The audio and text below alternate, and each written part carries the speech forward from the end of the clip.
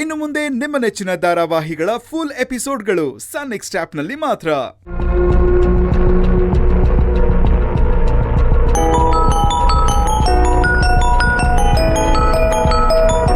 ಮೈನಾ, ಇವ್ರು ಯಾಕೆ ಇವಾಗ ಕಾಲ್ ಮಾಡ್ತಿದ್ದಾರೆ?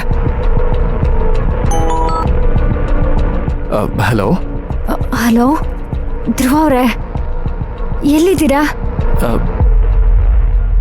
ನಾನೆಲ್ಲೋ ಇದ್ದೀನಿ. ಏನ್ ವಿಷಯ ಹೇಳಿ.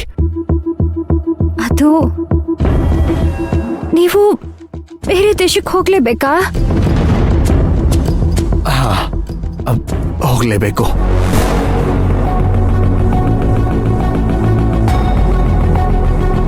ಬೇಡ ಧ್ರುವ ಅವರೇ, ನೋಡಿ, ಗಂಜಿ ಕುಡಿದ್ರು ನಮ್ಮೂರ್ ನಮ್ಗೆ ಲೇಸು. ಮುಷ್ಟಾನ ಸಿಗುತ್ತೆ ಅಂದ್ರೆ ಬೇರೆ ಜಾಗನೇ ಅಲ್ವಾ?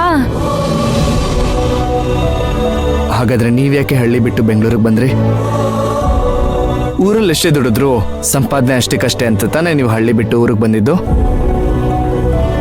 ನಿಮ್ ಹಾಗೆ ನನಗೂ ಆಸೆಗಳಿರಲ್ವಾ? ನನ್ನ ಕುಟುಂಬನೂ ನಾನು ಚೆನ್ನಾಗಿ ನೋಡ್ಕೋಬೇಕು ಅಂತ ಇರಲ್ವಾ? ನನ್ನ ತಂಗಿ ಮದ್ವೆನ ಅದ್ಧೂರಿಯಾಗಿ ಮಾಡ್ಬೇಕು ಅಂತ ಇರಲ್ವಾ? ಧ್ರುವರೇ, ನಿಮ್ ಮಾತಿಗೆ ಎದುರು ಉತ್ತರ ಕೊಡಕ್ಕೆ ನನ್ನ ಹತ್ರ ಯಾವ ಉತ್ತರನೂ ಇಲ್ಲ. ಆದ್ರೆ ನಾನು ಇಷ್ಟ ಮಾತ್ರ ಕೇಳ್ಕೋಬಲ್ಲೆ, ಹೋಗ್ಬೇಡಿ ಅಂತ. ನಾನ್ ನಾಳೆ ಹೊರಡ್ತಾ ಇದ್ದೀನಿ ಅಷ್ಟೇ. ಯಾಕೆ ಅಳ್ತಿದ್ದೀರಾ ಇವಾಗ? ಇನ್ನೇನ್ ಮಾಡ್ಲಿ? ಹೋಗ್ಬೇಡಿ ಅಂತ ಹೇಳಿದ್ರು ನಾನು ಹೋಗ್ತೀನಿ ಅಂತಿದ್ದೀರಲ್ಲ. ಇಲ್ಲಿ ಪುಷ್ಪಕ್ ಸರ್ ಬೇರೆ ಇವತ್ ಯಾವ್ದೋ ಹೊಸ ಹಾಸ್ಟೆಲ್ ಸಿಕ್ಕೈತೆ, ಅಲ್ಲಿಗೆ ಇವತ್ತೇ ಹೋಗು ಅಂತ ಹೇಳ್ತಾವ್ರೆ.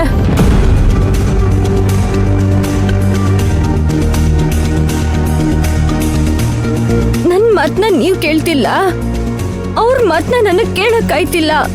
ಈ ವಿಷಯದ ಬಗ್ಗೆ ಪುಷ್ಪಕ್ ಸರ್ ನಂಗೇನು ಹೇಳಿಲ್ವಲ್ಲ? ಅಲ್ಲ, ಕೊನೆ ಪಕ್ಷ ನಿಮ್ ಮನೆಗೆ ಹೋಗಿ ಬರ್ತೀನಿ ಅಂತ ಹೇಳಿದ್ರು, ಅವ್ರು ನನ್ ಮಾತೇ ಕೇಳ್ತಿಲ್ಲ.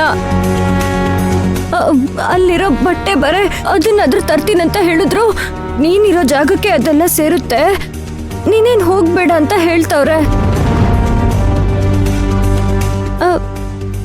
ಆಮೇಲೆ ನನ್ ಮನ್ಸ್ ತಡಿಲಾರ್ದೆ ನೀವು ಬಾಂಗ್ಲಾದೇಶ್ಗೆ ಹೋಗ್ತಿರೋ ವಿಚಾರ ನಾನು ಅವ್ರಿಗೆ ಹೇಳ್ಬಿಟ್ಟೆ.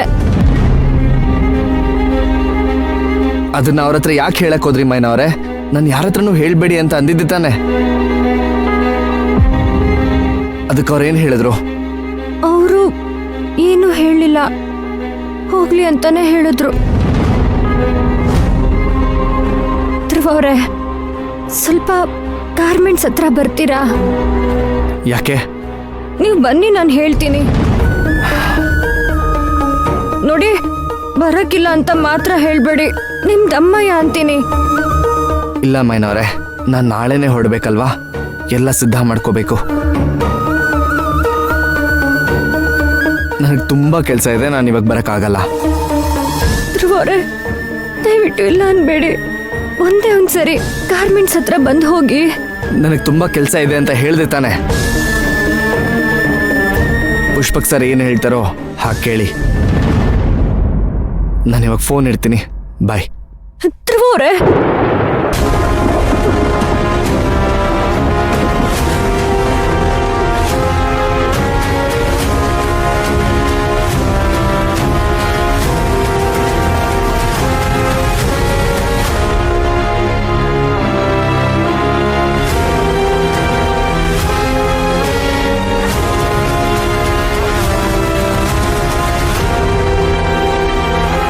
ಪುಷ್ಪಕ್ ಸರ್ ನಿಜವಾಗ್ಲೂ ನಾನು ಬಾಂಗ್ಲಾದೇಶಕ್ಕೆ ಹೋಗ್ಲಿ ಅಂತ ಹೇಳಿದ್ರ? ನಿಜವಾಗ್ಲೂ ನಂಬಕ್ಕಾಗ್ತಿಲ್ಲ ಅಲ್ವಾ? ಅದು ಅಲ್ಲದೆ ದಿಢೀರಂತ ಮೈನಾಗಿ ಹೊಸ ಹಾಸ್ಟೆಲ್ ನೋಡಿದ್ದಾರೆ, ಅದು ನಂಗೆ ಹೇಳಲಿಲ್ಲ. ಏನೋ ವಿಚಿತ್ರ ಅನ್ನಿಸ್ತಿದೆ ಅಲ್ಲ?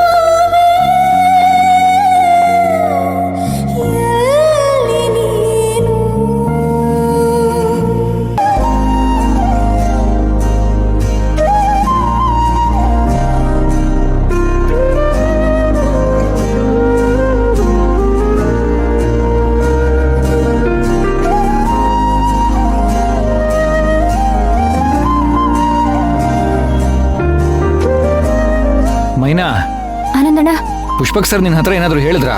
ಹ್ಞೂ ಆನಂದಣ್ಣ ಹೇಳಿದ್ರು, ಆದ್ರೆ ಯಾಕಂಗ್ ಹೇಳ್ತಾವ್ರಂತಾನೆ ಅರ್ಥ ಆಯ್ತಿಲ್ಲ. ಓ, ಹಾಗಿದ್ರೆ ಪುಷ್ಪಕ್ ಸರ್ಗೆ ಧ್ರುವನೇ ಪ್ರಿಯಕರ ಅನ್ನೋ ವಿಷಯ ಗೊತ್ತಾಯ್ತಾ ಅಂತ? ಏನ್ ಯೋಚನೆ ಮಾಡ್ತಿದ್ದೀರಾ? ಅದೇ ಏನ್ ಹೇಳಿದ್ರು ಅಂತ ಯೋಚನೆ ಮಾಡ್ತಾ ಇದ್ದೆ ಮೈನಾ. ಸುಮ್ಕಿರಿ ನೀವು, ತಮಾಷೆ ಮಾಡ್ಬೇಡಿ.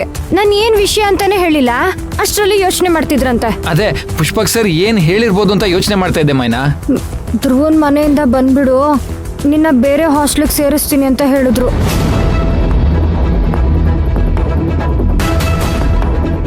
ಏನು ಬೇರೆ ಹಾಸ್ಟೆಲ್ಗೆ ಸೇರಿಸ್ತೀನಿ ಅಂತ ಹೇಳಿದ್ರಾ? ಇದೇನಪ್ಪ ಇದು? ನಾನೇನೋ ಯೋಚನೆ ಮಾಡಿದ್ರೆ ಇಲ್ಲಿ ಬೇರೆ ಏನೋ ನಡೀತಾ ಇದೆಯಲ್ಲ. ಏನಾಗಿರ್ಬೋದು? ಪುಷ್ಪಕ್ ಸರ್ಗೆ ಧ್ರುವನೇ ಪ್ರಿಯಕರ ಅಂತ ಗೊತ್ತಾಗ್ಲಿಲ್ವಾ? ಹಾಗಿದ್ರೆ ಗೊತ್ತಾಗಿದ್ರೆ ಅದು ಮೈನಾಗೂ ಗೊತ್ತಾಗಿ ಅವಳು ಹೇಳ್ಬೇಕಿತ್ತಲ್ವಾ? ಹೇಳಿಲ್ಲ ಅಂದ್ರೆ ಗೊತ್ತಾಗಿಲ್ಲ ಅನ್ಸುತ್ತೆ. ಇಲ್ಲ ಗೊತ್ತಾಗಿದ್ರು ಪುಷ್ಪಕ್ ಸರ್ ಮುಚ್ಚಿಡ್ತಾ ಇದ್ದಾರಾ? ಇದನ್ನ ಹೇಗೆ ತಿಳ್ಕೊಳ್ಳೋದು? ಆನಂದಣ್ಣ, ನನ್ಗೇನ್ ಮಾಡ್ಬೇಕು ಅಂತಾನೆ ತೋಚ್ತಿಲ್ಲ. ನೀನೇನ್ ಯೋಚನೆ ಮಾಡ್ಬೇಡ ಮೈನಾ, ನಾನ್ ಪುಷ್ಪಕ್ ಸರ್ ಹತ್ರ ಮಾತಾಡ್ತೀನಿ. ಸರಿ.